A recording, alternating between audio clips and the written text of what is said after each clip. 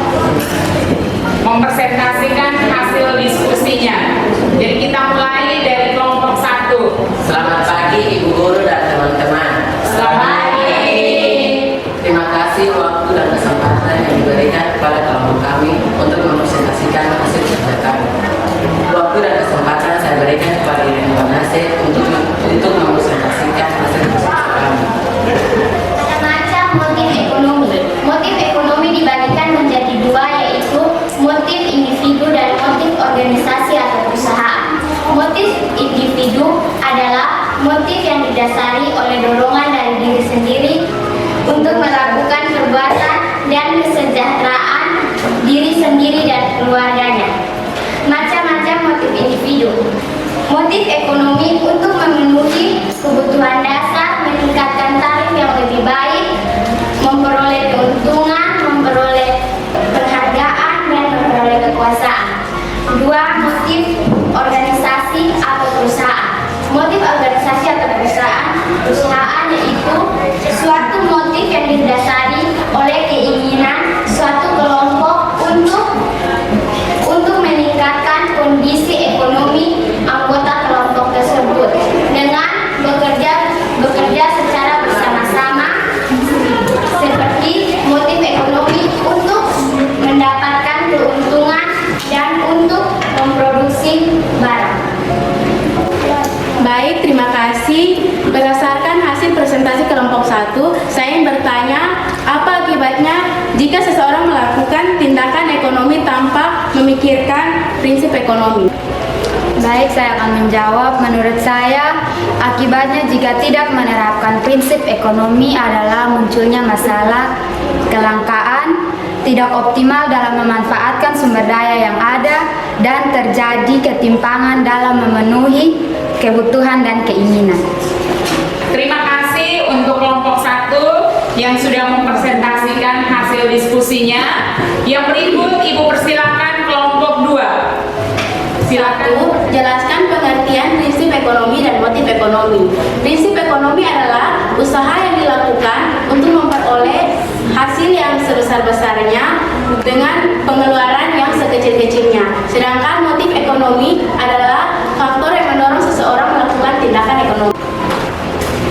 Baik, saya akan bertanya bagaimana hubungan keterkaitan antara tindakan, motif, dan prinsip ekonomi dalam kehidupan.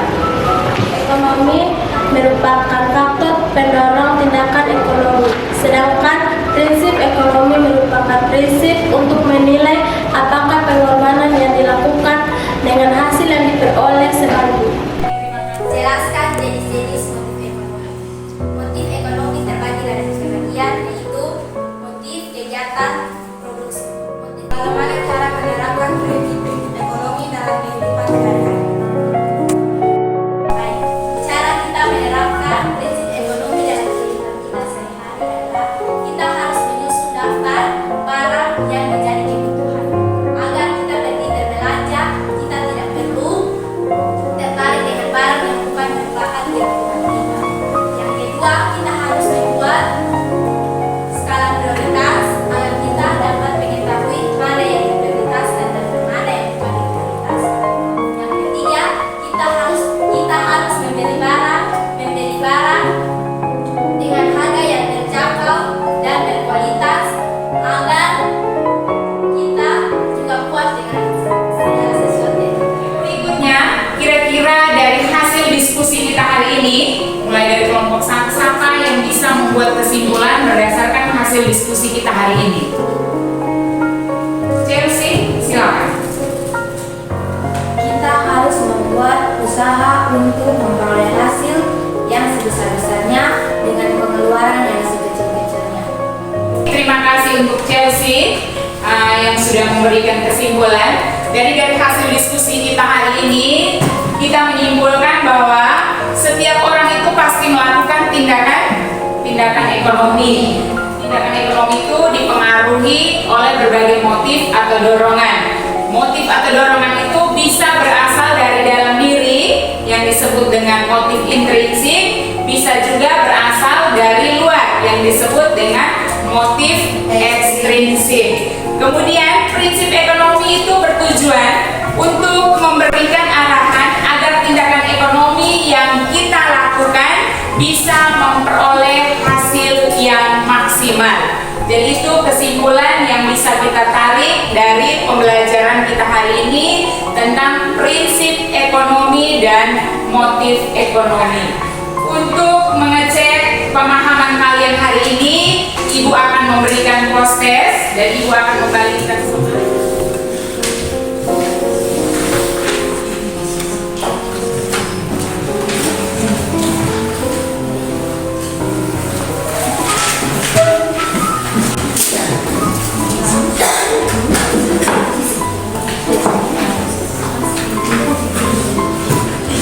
Materi kita hari ini sampai di sini.